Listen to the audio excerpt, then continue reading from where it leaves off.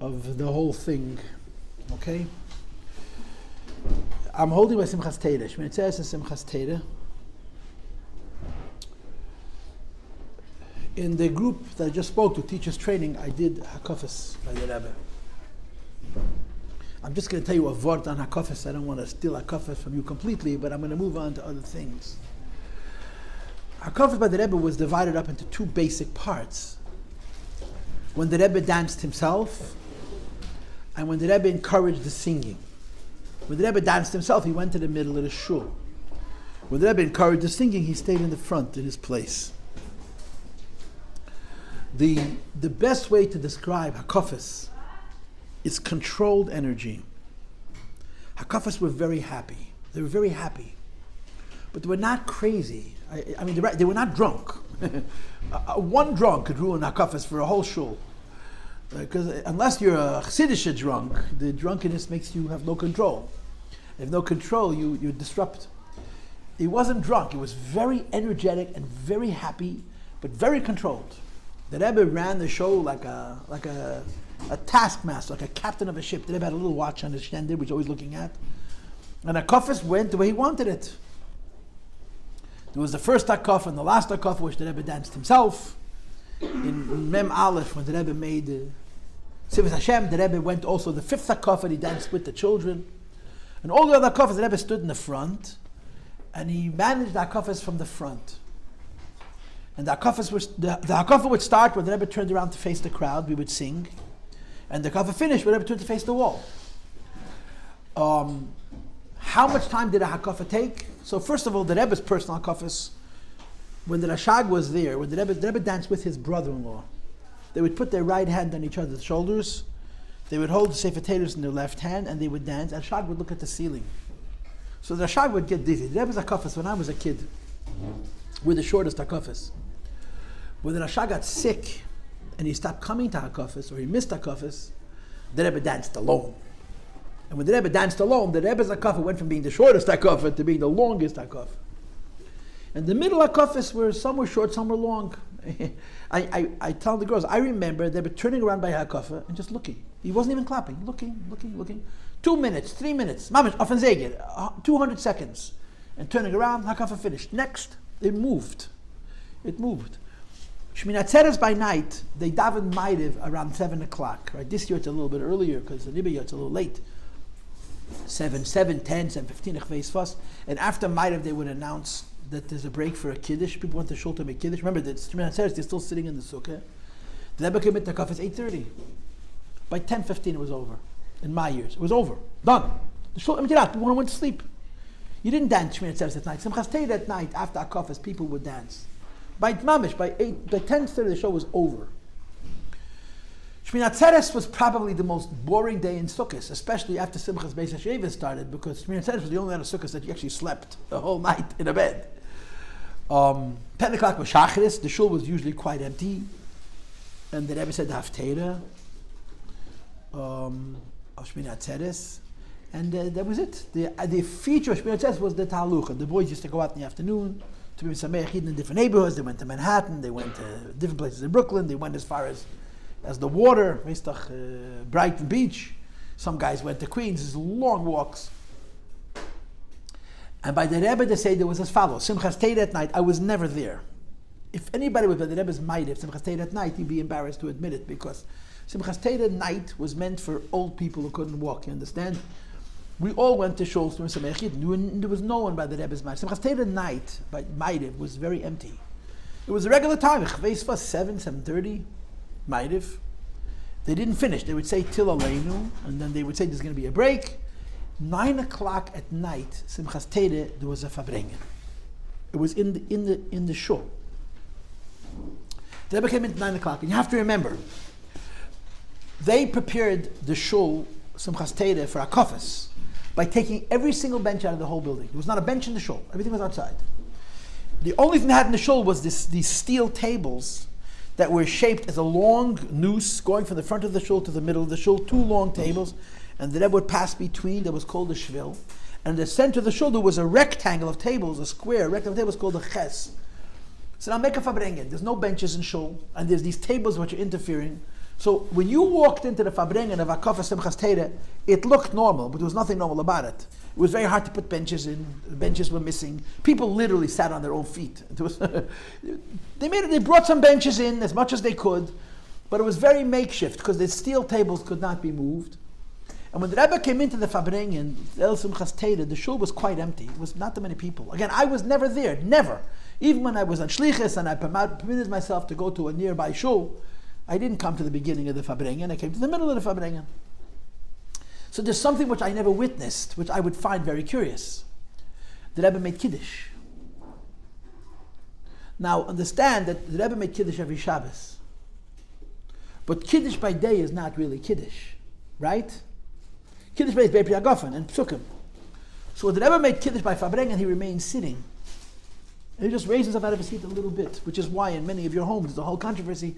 Kiddush Shabbos day, you stand or you sit? The Rebbe sat. But Kiddush at night is real Kiddush. You make a bracha, shekeh d'shanim esveitz v'tzivonu, asher b'chabonim kol ha'amim. So the Rebbe stood. I'm assuming the Rebbe got up for Kiddush. I was never there, but in my imagination, the Rebbe got up. So the Rebbe stood up, the whole room got up. And the Rebbe made Kiddush, and he made a shechayanu. As you do Shmini Simchas, he sat down, and he drank the wine, and he ate cake. And the Farbrengen would start. The Farbrengen went from 9 till about 12, maybe 12:30. And as the Farbrengen would go on, the Bocharim and the Balabatim would come back from their shuls, and the shul would fill up slowly. And everybody came into the shul, you tried to go to your place, your regular place. It was pushing, but I came to many of those Farbrengen towards the end. The Farbrengen of El Simchas Torah was very memorable. A lot of very special things, special moments. Now, there were things, b'chlal by the Rebbe, everything is memorable. The Rebbe's Hanhoge is such an incredible hybrid of things never changing and there always being something new. It's very hard to explain. The Rebbe was so consistent and was so unpredictable at the same time. Those statements are both absolute truths. The Rebbe was incredibly consistent. Every day he was in shul the same time. Mincha was 3:15. Ma'ariv was 6:45 or 9:30. He was so consistent. And on the other hand, there was always something different. And these Farbrengen of Simchas Torah were occasions where more than once or twice the Rebbe would say something or do something which is very memorable, very memorable. The one time I allowed myself to stay by the whole Simchas Torah Farbrengen, I was in Shlichus. So I wasn't here a whole year. So I went to a closed shul, went to Machon shul. I finished the Akafas probably 9:15. I ran back to 7:70. I got there near the beginning of the Farbrengen. I was there for almost the whole Farbrengen. And the Rebbe spoke Yemel Desiche of Yasher Kecha Sheshibarta, the last Rashi in Chumash. How Moshe Rabbeinu broke the Torah. And when Moshe Rabbeinu broke the Torah, he didn't know Hashem was going to give him another one. Moshe Rabbeinu didn't consult anybody.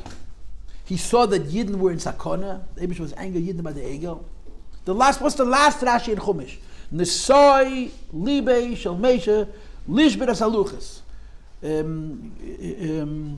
V'eskima Kadosh Baruch Hu l'daitei Moshe Kosov Asher Shibarta Asher Keich Asher Shibarta. Moshe Rabbeinu's heart was uplifted to break the luches, and the Eibush agreed with him, and Hashem told him thank you. What was the thank you? But the Rebbe shouted with a lot of emotion. It's a brach in the Torah. Moshe broke the Torah, and he didn't know there was going to be another one. Why?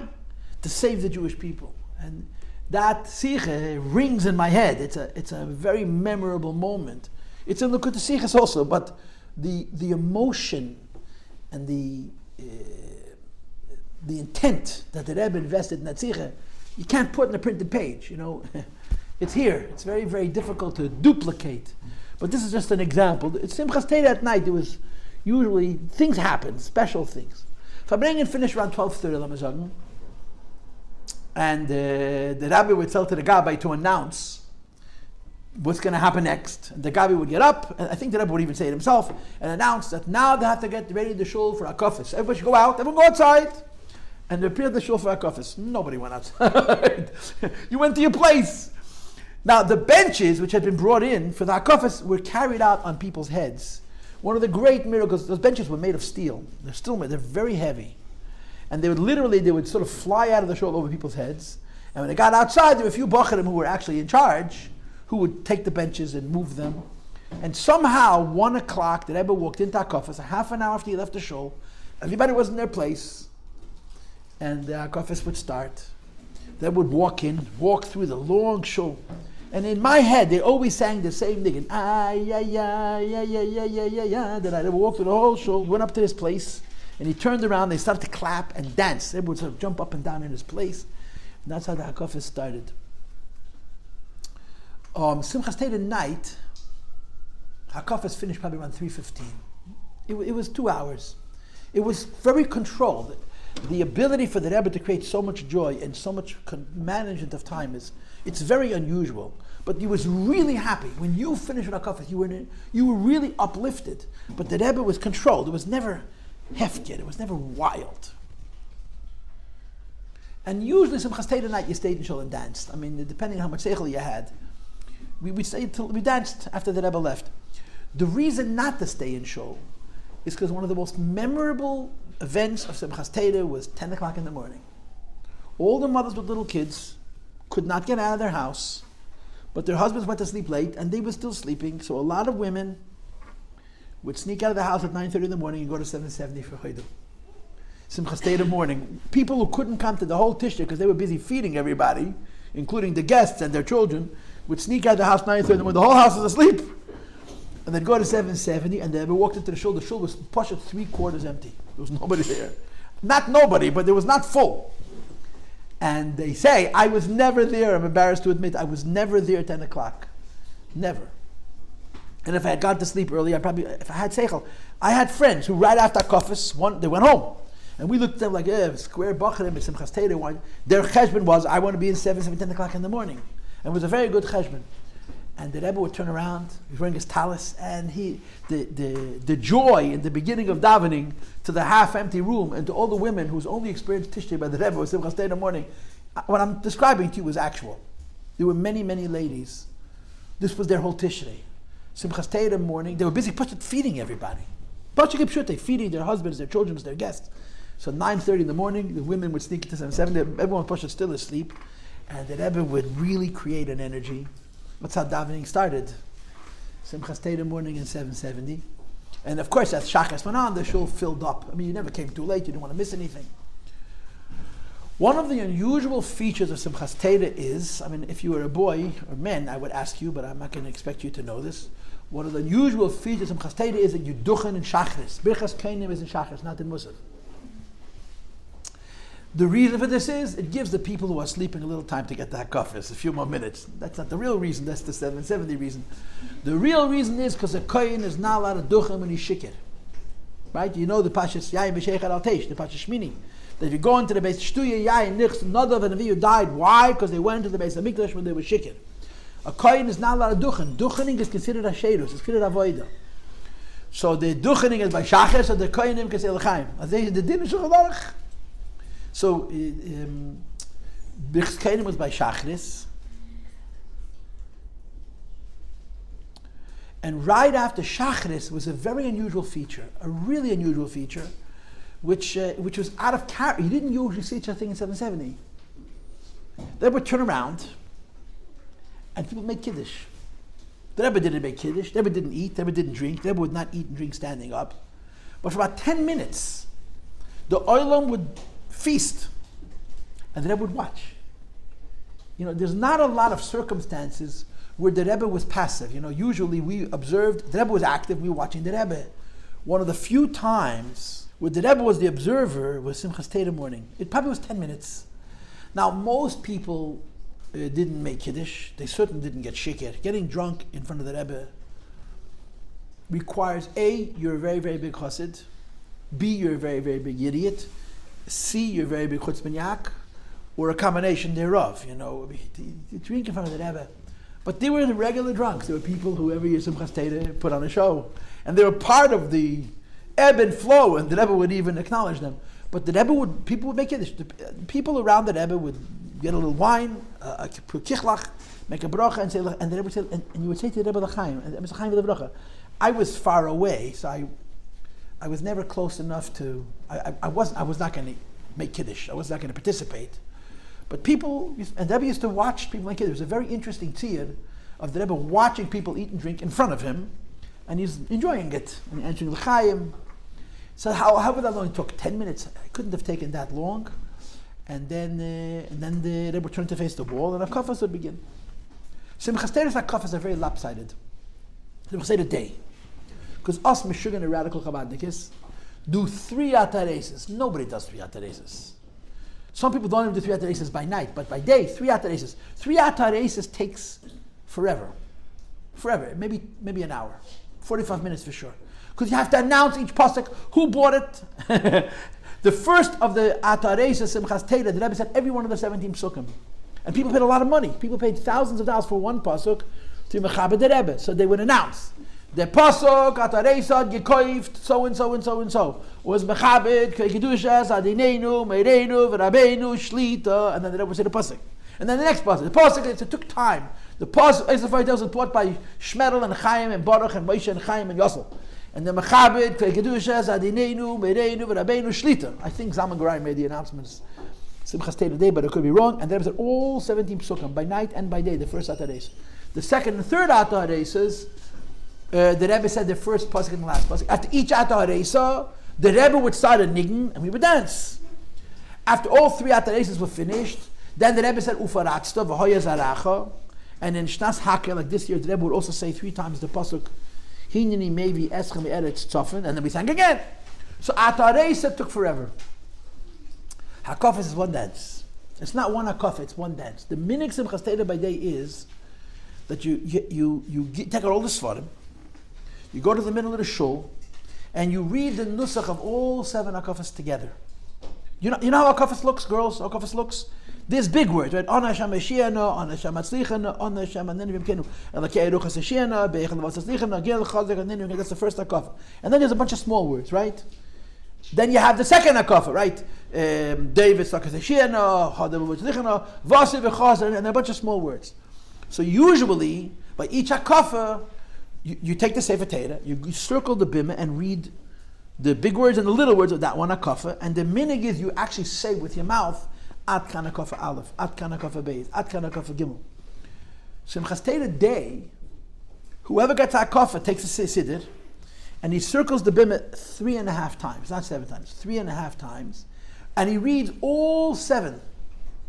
So the Rebbe would hold the Sefer Torah in his right hand, the siddur in his left hand, and he would go behind Mashiach Sefer Torah. That was the lead Sefer Torah. Always went in front of the Rebbe, the Mashiach Sefer Torah. Sefer Torah, the Kabbalah's name Mashiach.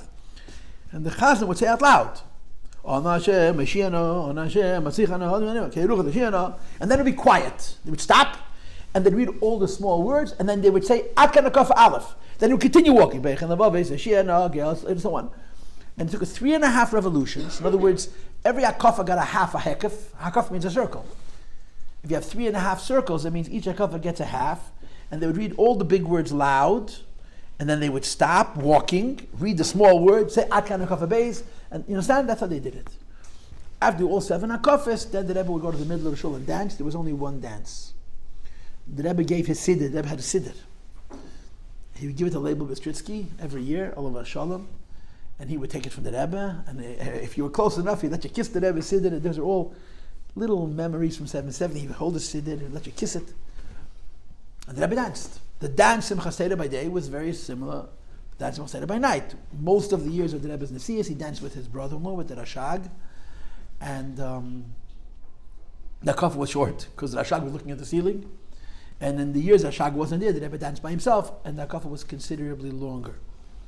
After hakafas, they went back. They went in front of the shul. The Sfarim went back into Aron Kodesh. They closed the Aron Kodesh, and people sort of organized themselves. And then they reopened the Aron Kodesh for Kriyas HaTorah. Kriyas HaTorah is after hakafas. Now, I just want to say a statement. The Sefer Torah is the holiest thing we own. You understand that, right? In the lack of the Beis HaMikdash, we don't have an Aron Kodesh, and we don't have a Luchas Habris. The holiest thing we possess is the Sefer Torah. The Mittel Rebbe, the second Lubavitcher Rebbe, the Mittel Rebbe never took an aliyah. And the reason he gave was, Ich shem sich for Sefer Torah. The Mittel Rebbe, who was so holy, said, I'm embarrassed of the Sefer Torah. The Mittel Rebbe took one aliyah, Simchas Torah day, Im Kol HaNe'orim, the 5th, in many communities, the 5th aliyah, Chamishi, was given to the children. The Mittler Rebbe went with the kindlach to the Sefer Torah, and there used to be a minig, which we don't do anymore, that they would cover everybody with Sefer Torah inside Ayin Hora. The Sefer Torah is very holy. And in front of a Sefer Torah, you act with respect. When a Sefer Torah comes out, you stand. And a Sefer Torah you don't play around with. It's very disturbing to me when you see people treat a Sefer Torah casually. Even tefillin you're not allowed to treat casually. When you're holding a Sefer Torah, your faith should show fear. I'm holding literally the holiest thing the Jewish people possess is a Sefer Torah. And by the Rebbe, this was very clear. Not just when he held the Sefer Torah, but when he watched the maneuvering of the Sefer Torah. There's a lot of films when they took the Sefer Torah out of the Adam, but he would say Adam, turned around and looked, and when they would carry the Sefer Torah, they would watch the Sefer Torah the whole way till they put it down on the Bima Sakir. Then he would turn around. And when the Sefer Torah came back, he would look at the Sefer Torah, and you could see on the Rebbe's face an earnestness. Sefer Torah is holy. So the whole business of dancing with a Sefer Torah is a funny feature, and you only do it Simchas Torah. You don't dance with a Sefer Torah. Simchas Torah dance with a Sefer Torah. And you dance, and you express physically a joy with the Torah. It shows you how special Simchas Torah is, because the Simchas Torah, you're holding your Sefer Torah and you're comfortable dancing. You understand? That was Hakafas. When Kriyas HaTorah started, it was no longer Hakafas. When I danced with it, they were reading Sefer Torah. And I think there was a clear difference in the Rebbe's Pashat, his countenance. During Hakafas, dancing with the Sefer Torah was a Yid is comfortable to take this holy, holy artifact that we possess, that the Eibishter gave us, and not just hold it, but dance with it. But Kriyas HaTorah was a whole different mood. Now, Simchas Torah, you take out 3 Sefer Torah always. Right? There's other times of the year that you have 2 Sefer Torah. There's some times that you have 3. Shabbos Chanukah could be 3. Shabbos Shkolim could be 3. Shabbos Achodesh could be 3. Simchas Torah is always 3 Svarim. Always 3 Svarim. Why? The first Sefer finishes the Chumash. The end of the Zeis HaBracha. It's called Chosan Torah. Finish the Torah. The second Sefer Torah opens the Sefer Torah again. It's called Chosan Bereshis. Bereshis Bara Lakim. And the third Sefer Torah is Maftir. The Rebbe got Chosan Bereshis in the years that I remember. I read in the Rishimas that there were some years that were Chosan Torah. Chosan Torah means the person who closes the Sefer Torah. Chosan Bereshis means the one who reopens it. So I read in the Rishimas that there were some years that the Rebbe took Chosan Torah, the end of the Sefer Torah, but in the years that I remember, which is from the time of my Bar Mitzvah approximately, the Rebbe always got Chosan Bereshis. And people paid a lot of money. For Chosan Torah, paid a lot of money. People paid a lot of money for Chosan Torah. I think Rabbi Avram Parshan, alav hashalom, he was a chassid and a gvir. Emes a chassid and emes a gvir.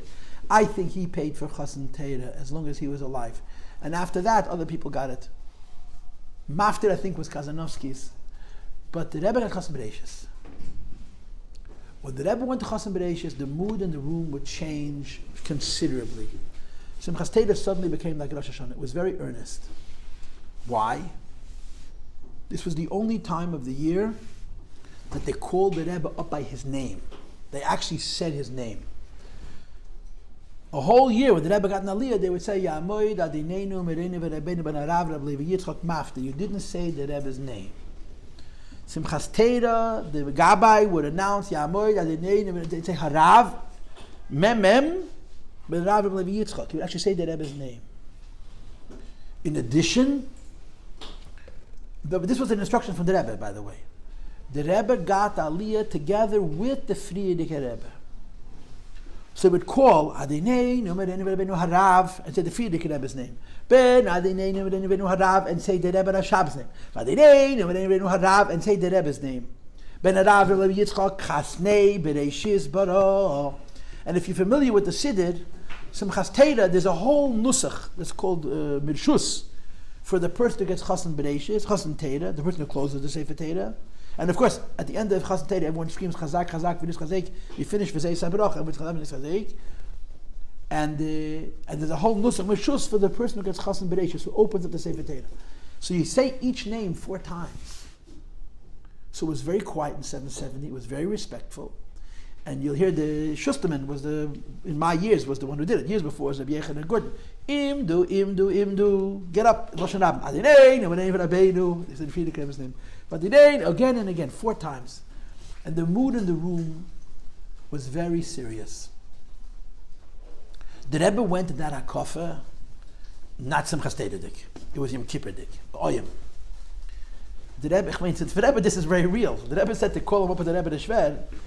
The Frierdiker Rebbe was always with the Rebbe. I mean, there's a famous story with the Rashag that was revealed a few years ago. That the Rebbe once told the Rebbe was dancing with his brother on the hakafas. And the Rebbe said to his brother, you know that the Rebbe the Shver, the Frierdiker Rebbe is dancing with us. So the Rashag said, yeah, I know.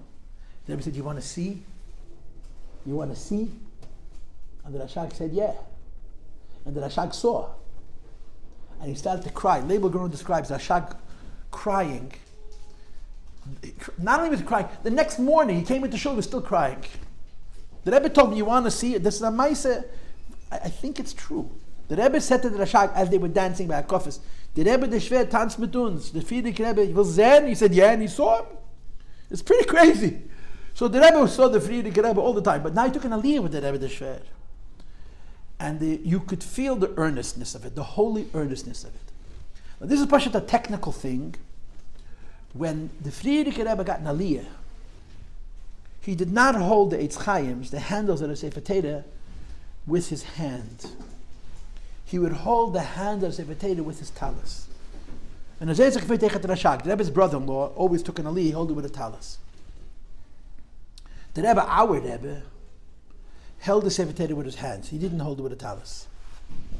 Simchas Torah morning, since the Rebbe got an aliyah together with the Frierdiker Rebbe, so the Rebbe would take with the talis. And it was one of the things you wanted to see. And you had to be, most people didn't even know to look. You had to know that there was a shinoi. The Rebbe always held the Sefer Torah with his hands. You can see in many pictures. He's wearing a talis. He's holding his chaim with his hands. The Frierdiker Rebbe always held his chaim with a talis. Simchas Torah morning, because the Rebbe got aliyah with the Frierdiker Rebbe, if you had the right position and you knew to look, you would see, and I saw this more than once, the Rebbe would go to his aliyah holding the Sefer Torah with his talis. The Rebbe did Chosim Bereishis, then he'd do Hag with Chosim Bereishis, and then his Mafti, the third Sefer Torah. For most of the years that the Rebbe was to see us, Mafti Simchas Torah belonged to Chazanovsky, who was a very important, he probably has grandchildren in this room, or grandchildren's grandchildren in this room. He passed away around Mem Daled. After he passed away, they gave it to different people. So the Rebbe would stay for his aliyah, Chosim Bereishis, Bereishis Bar Lakim, the second Sefer Torah, for the Hagbe, and then for the Kriyas HaTorah of Maftir, and then he'd go back to his place before the person saying the Maftir would start to read. The last couple of years, they gave the Haftarah of Simchas Torah to Mendel Futafas, Olav Shalom. And the Rebbe stayed to listen. The Rebbe was standing next to Mendel Futafas was reading. One of his grandchildren told it to me, and then I talked about it. So he told me, my Zayda didn't read the Haftarah. The Rebbe was standing next to him. He's standing here, the Rebbe was standing right here. Listen to him read. He would cry. He finished crying, he made the brachas. How can you stand in front of it? Usually, when the person said the mafti, he went back to his place. The last 2 years, the Nalf and the Beis, they gave it to Mendel, and he stood there and listened to him say the mafti. Anyway, they went back to his place. They finished all the Sefer Torah, all the Kriya, all the Hagbis, and then you take the Sefer Torah back. When you take the Sefer Torah back, you say Simchas. The whole page that you read, if you know how a kafas looks, you read the whole page. The whole page. I'm imagining that you know what I'm talking about. And if you don't, take out a siddur and look inside. After the 7 hakafas, there's a few paragraphs that you read Simchas Torah morning after Kriyas HaTorah. Not after hakafas, after Kriyas HaTorah. And then would turn around and would watch. And he would clap. In the later years, this changed, but for most of the years, it became very gingerly.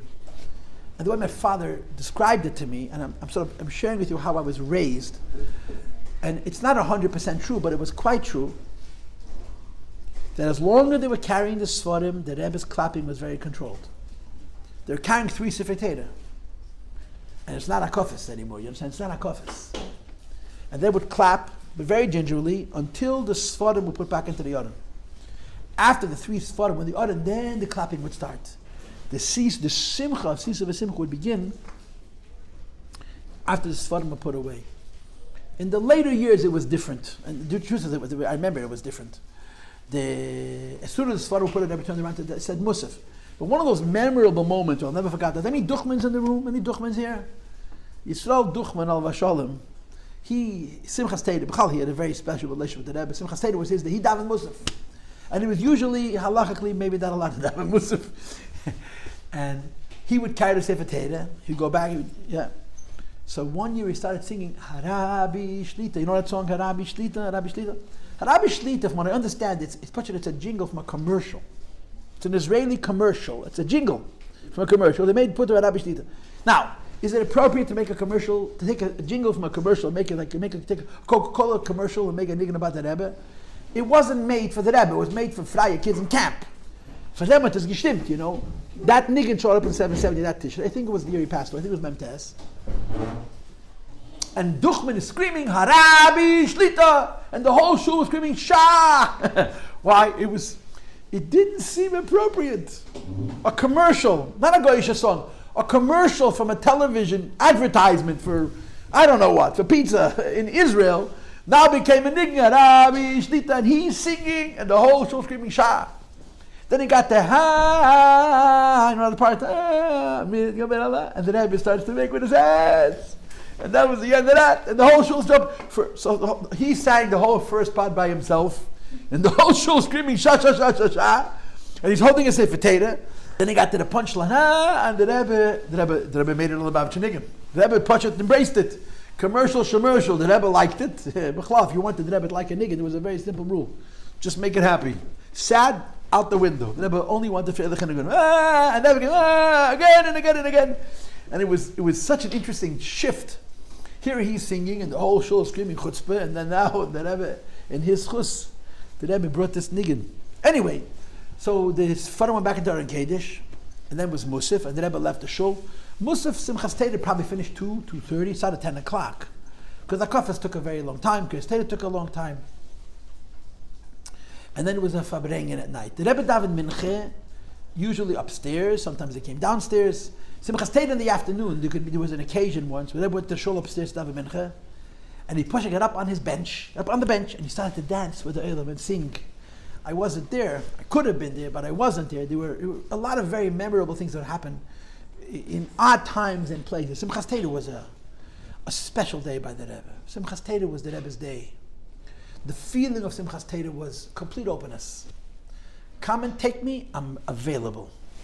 Everybody, Simchas Torah by the Rebbe was incredibly disposed. That means he was so easy, and his mood was so good and so generous. I was a kid. I was a stupid kid. I probably was a Chassidish kid, but I didn't understand the Rebbe. I really didn't understand what it means, Rebbe. I still don't understand. Then I for sure didn't understand. But I knew that it was something, the Rebbe is not just another rabbi who sits in front of the shul. And one year, my father schlepped me with him, after Musaf, upstairs. The Rebbe came up the steps, and he was walking into his room, and there were a lot of people around. My father walked up to the Rebbe, put his face in the Rebbe's face, and said something. I don't know what he said, but my father was not a person that pushed himself into the Rebbe. I'm sure what he said was very important. But Simchas Torah was the kind of day that you could do that. You could walk up to the Rebbe and say something. And the Rebbe answered him. And I remember that what my father did, there was another man there who I know, who also went over to the Rebbe. Simchas Torah was a very, very special day. The Rebbe made a Farbrengen before the Shkia. The Rebbe came in, let's say the Shkia was, what's the Shkia now? Around 6:40, right? It's earlier than normal because it's a little bit later. So the Rebbe came in around 6:30, let's say, and they would wash. And after they would wash, the Gabbai would always get up and announce. In my yard it was Matel Talashevsky, in early years it was Alman Duchman, in later years it was Shia Pinson. I'm saying these names in case you're an uncle, you'll feel proud that your grandfather did something in 770. What else is the point of saying these names? He would get up and announce that the Rebbe gebeten, oisrufen, that if anybody didn't get washed, there's still a few minutes before the Shkia, you can go and wash. It was a Farbrengen. Farbrengen Simchas Torah was very long. I don't know, 4 or 5 hours. It could go till 11 o'clock. It started 6 till 11 o'clock, 5 hours, 12 o'clock. Long Farbrengen. Motzei Rosh Hashanah was much, much shorter. Motzei Simchas Torah was a much longer Farbrengen. There was a lot of Divrei Torah. A lot of Divrei Torah, a lot of Simcha, but a lot of Divrei Torah. One of the things that Rebbe always spoke about Simchas Torah was there was always a Kinnis Torah. After Simchas Torah, there was always a gathering of Rashi Yeshivas, and they would speak Chedushei Torah. And the Rebbe used to participate in the Kinnis Teda by speaking a Sicha in Nigla, Simchas Teda by the Farbrengen, that the Rabbi Yael Khan, would repeat the next day at the Kinnis. So the Simchas Teda Farbrengen was full. It was a packed Farbrengen.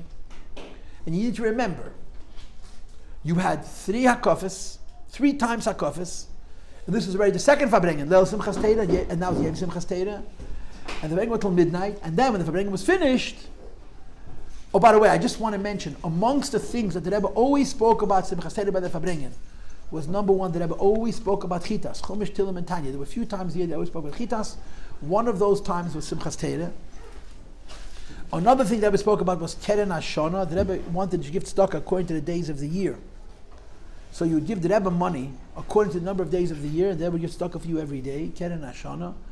And the Rebbe always spoke about different things regularly on Simchas Teda, and they gave Kesha Bracha. Kesha Bracha can go on till 4 in the morning, forever, 3 hours, 2 hours, no problem. The Rebbe stood and gave anybody one. He looked you in the eyes, put L'chaim Levrach. Looked in your eyes, L'chaim Levrach. Looked you in the eyes, L'chaim Levrach. The girls didn't get Kesha Bracha, but anybody who wanted looked you in the eyes, L'chaim Levrach. Looked you in the eyes, L'chaim Levrach. Now, imagine Simchas Teda is Friday. Simchas Teda is Friday, okay? So, Shemini Atzeres was Thursday. So Wednesday night was a kofis. Yeah? Thursday night was a Farbrengen till about midnight. HaKofis started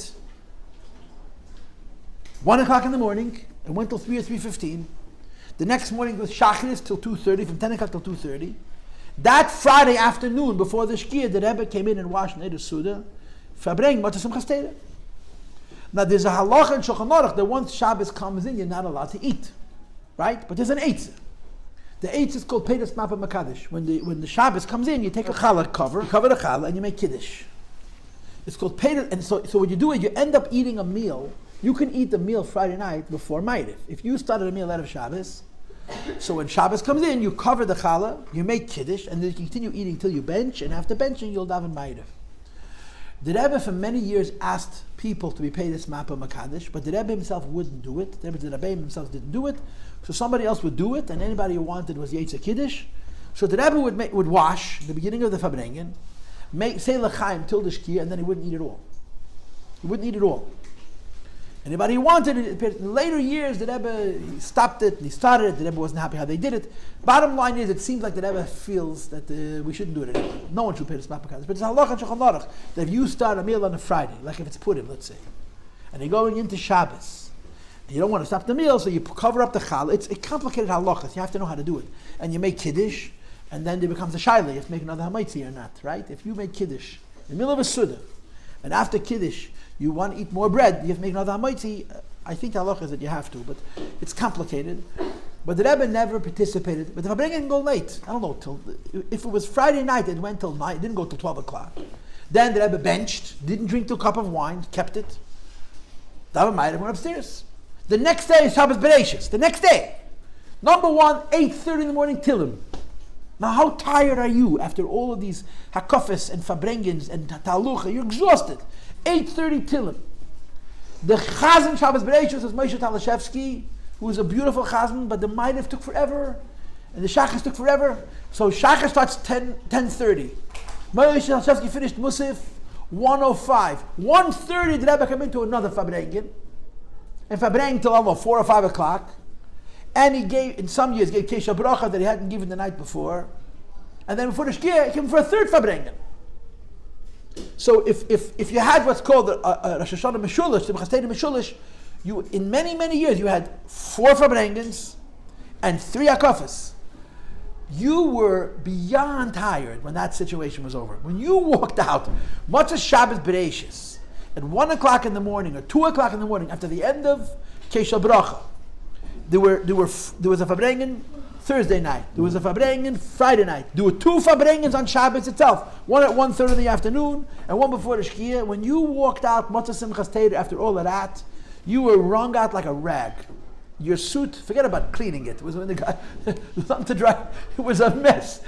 But the upliftedness that you felt when it's hard to imagine this, but they used to sell T-shirts and mugs. I survived Tishrei in 770. In the late 80s, people made a business and people bought them t-shirts and mugs.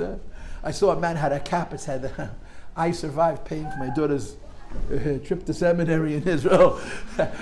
But they had mugs and t-shirts. I survived. It was unreal. When it was all over, you were exhausted, but you were exhilarated. You were elated. Now understand what the Rebbe did. The Rebbe stretched Tishrei 2 more weeks. 2 more weeks. Why? Because it says in Halacha that Zayin Cheshvan is 2 complete weeks after Simchas Torah. Simchas Torah is Chov Gimel Tishrei.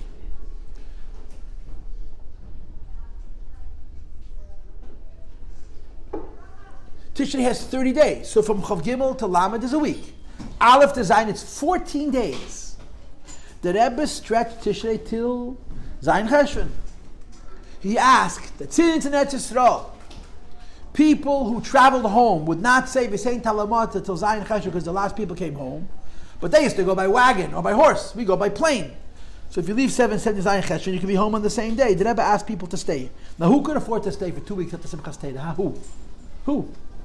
The people have no jobs. Who have no jobs? Bachrim and girls. Everybody else has real work. And Zusha Vilimovsky.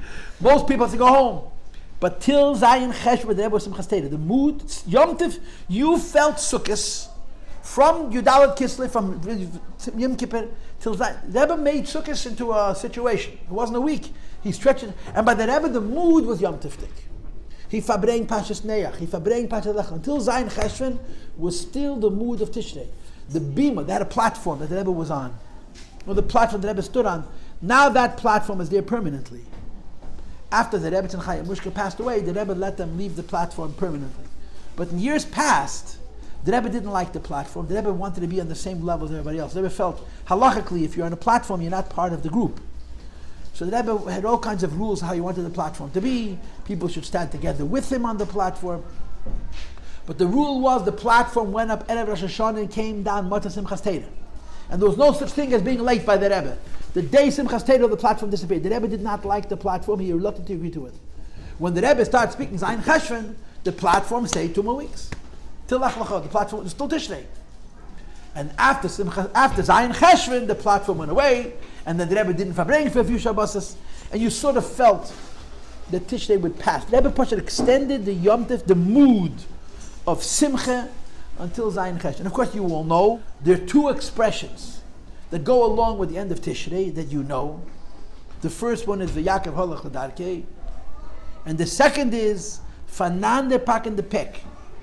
Yaakov Holach means you go home. The Rebbe used to say that in Lubavitch, on Matzah Simchas Torah, they would bang on the bimah and they would announce V'Yakov Holach L'Darkei, you go home. But that's only the first half. Then you come home and you have to do inventory. Chedesh Hashvi, Muspa Bakel, you collected all kinds of good things during the Yom Tif, especially if you were by the Rebbe. For another pack, and the pack means unpack what you acquired, what you bought in the market. So these are 2 expressions that the Rebbe would use. You leave 770, you leave the Rebbe, and you go back to your place of shlichus, wherever you live, and you bring with you what you took by the Rebbe. And when you get home, there's a separate process of taking inventory, unpacking. Another pack in the back to take apart what it is that you collected in the time that you spent by the Rebbe. That was how the Rebbe would describe it. And of course, there's the famous letter, which I'm sure you know about, that in Tashma Malef, which was Hakel, 42 years ago, was very cold, like it is this year. And everyone got cold. 770 was full, it was packed. Everyone had the sniffles. Everyone was cold. Zalman Jaffe, who was a very close chassid of the Rebbe's, but he also talked to the Rebbe like a normal person, wrote a letter at the end of Tishrei describing and thanking the Rebbe for Tishrei, how wonderful it was, so nice to be with the Rebbe, but he wrote in his letter that it's a pity everyone got a cold. So the Rebbe wrote back a letter with a long P.S. And the P.S. begins, you wrote in your letter that people came to be with me for Yom Tiv, and they went away cold. And the Rebbe writes, I know this is not what you meant, but everything is ba'ashgacha pratis. People come here to warm up, not to become cold. Remember a whole letter. When you go away from the Rebbe, every year, Sukkot time, that letter rolls around on the WhatsApps. You go away from the Rebbe, you come away ungewartet. And that was the truth. The Rebbe lifted us all up and lifts us all up. And he gave us a good Yom Tov. Okay, Haslach Adik Yom Kippurim and Achsiv and Machon.